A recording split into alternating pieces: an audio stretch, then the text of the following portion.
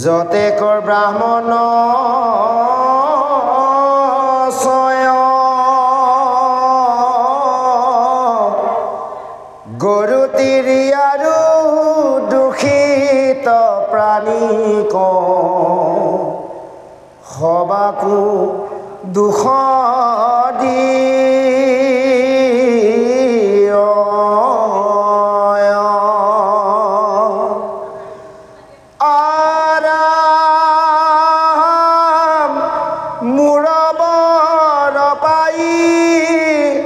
কাকু ভয় নাই ই ভইল লোকৰ খাল যুদ্ধ কন্দুৱাই ফুৰয় সদায় যেন কোন ধৰি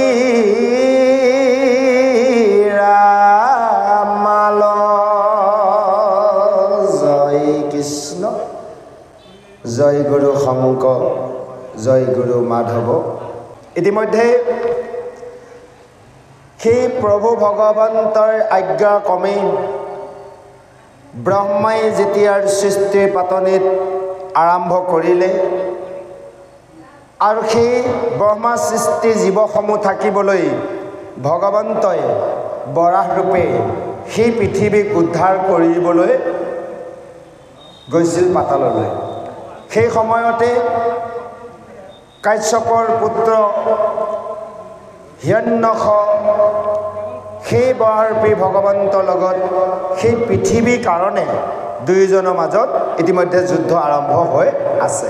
চুনাচন্দত সুন্দৰভাৱে দুয়োজনৰ যুদ্ধৰ কথা উল্লেখিত কৰিছে আৰু এই কথাখিনিকে মৈত্ৰেয় মুনিয়ে বিদুৰক কৈছিল, হেৰ' ব্যাসপুত্ৰ, যে এনেভাৱে বিষ্ণু অৰ্থাৎ ভগৱন্তৰ যুদ্ধ যে বিজয় হ'ব, সেই দৈত্যক যে পৰাজয় কৰিব, এই ভাবি দুয়োজনে ভূমি পৃথিৱীৰ কাৰণে যি যুদ্ধ হৈছে, এই যুদ্ধ চাবলৈ সৃষ্টিকৰ অৰ্থাৎ ব্ৰহ্মাই কি কৈছে, হংসযানত আহি ঋষিসকলক লগত লৈ বৰাহ আৰু সেই হিৰণ্যক যুদ্ধ দৰ্শন কৰিবলৈ আহিছে। আৰু তেওঁলোকে বিমানতে থাকি সকলোৱে কেৱল যুদ্ধৰ উপভোগ কৰিছে আৰু তেওঁলোকে ঈশ্বৰক স্তুতি কৰিছে, হে প্ৰভু, এইজন দৈত্যক বধ কৰা, এইজন দৈত্যৰ কাৰণে আমাৰ বহুত দুখ হৈছে, আমি কোনেও স্থিৰ থাকিব পৰা নাই। এনেভাৱে দুয়োজনৰ যুদ্ধৰ উপভোগ কৰি সেই দৈত্যৰ যি পৰাক্ৰম যেনেভাৱে যুদ্ধ কৰিছে আৰু প্ৰজাপতি ব্ৰহ্মাই দেখি পৰম আচৰিত বিস্ময় হৈছে।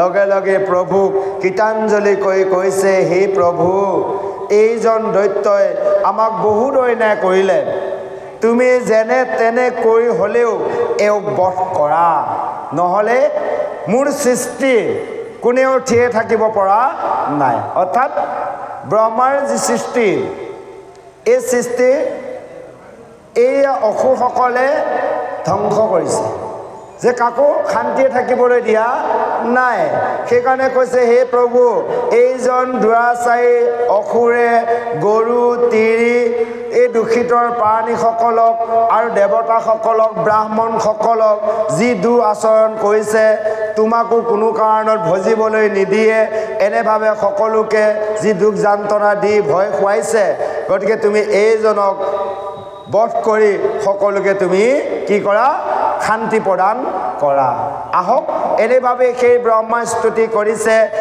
বৰাহ আৰু সেই হিৰণ্যকশ যুদ্ধৰ সময়ত সেইজন বৰাহৰূপী ভগৱন্তক স্তুতি কৰিছে আহক আমি শ্ৰৱণ কৰোঁ জয় কৃষ্ণ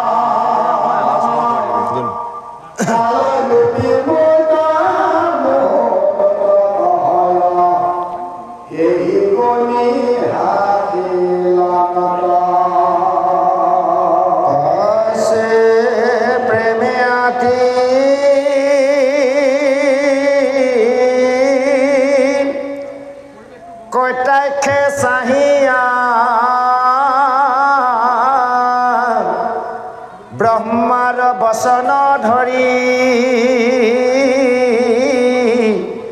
যুঁজিবা কপ্ৰতি দৈত্যৰ সন্মুখ ভৈলন্ত বৰা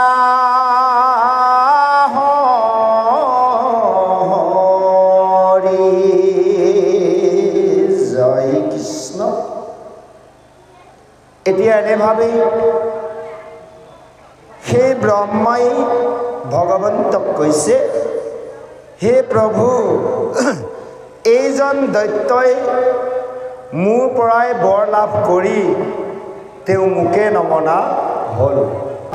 কৈছে সেই দৈত্যই ব্ৰহ্ম তপস্যা কৰি দুইজন ককাই ভাই হিৰণ্যক্ষ আৰু হিৰণ্যকশিপুৰে যি বৰ লাভ কৰিলে নিজৰকে অমৰ বুলি ভাবিছে যে সেইকাৰণে ব্ৰহ্মাই কৈছে প্ৰভু মোৰ বৰ পায় এই দৈত্যই কাকো ভয় নকৰা হ'ল আৰু মোকেও খাতি নকৰে।